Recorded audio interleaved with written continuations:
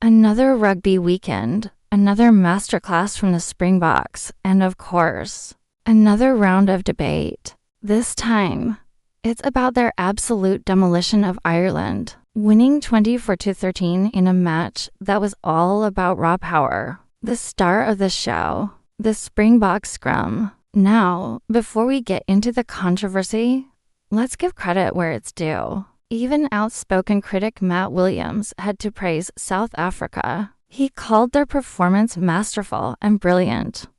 He pointed out how they took the existing laws, especially with their famous 7-to-1 bench split, and exploited them to perfection.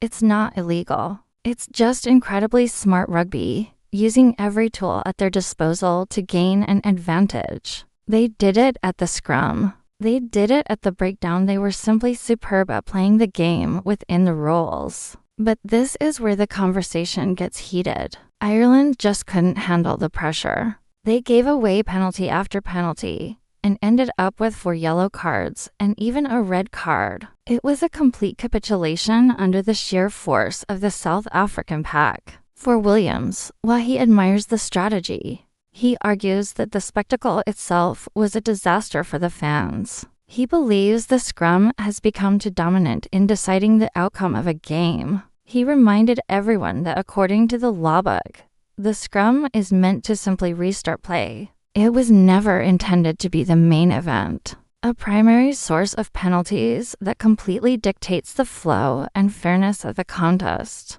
He pointed out that back in the day, being pushed off your own ball in a scrum wasn't a penalty, it was just part of the contest. It resulted in a free kick, not a game-changing long-arm penalty that the Boks are so good at winning. Williams argues that this focus on scrum penalties ruins the game. We saw yellow cards being handed out just for scrum infringements, which led to a cascade of problems and made the match a frustrating watch. A pushover try from a 5-meter scrum.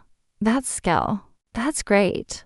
But constant resets, penalties, and cards, he calls it horrible. This has reignited the whole debate around World Rugby's role. There have been whispers from the South African camp that the governing body is trying to depower the scrum. But as the Springboks just proved, it's still an incredibly potent weapon. Williams is adamant that something needs to change to prevent one set piece from having such an outsized impact on the result. However, he's not very optimistic about change happening anytime soon. He shared a conversation with someone from World Rugby, suggesting that it's not the hardworking staff who are the problem. The real roadblock, he claims, is the politics at the very top.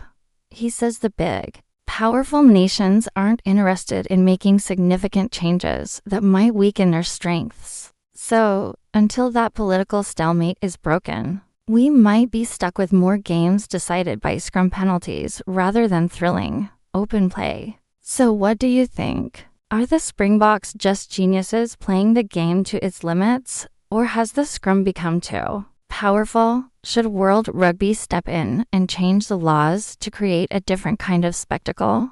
Let me know your thoughts down in the comments. Thanks for watching, and don't forget to like and subscribe for more rugby analysis.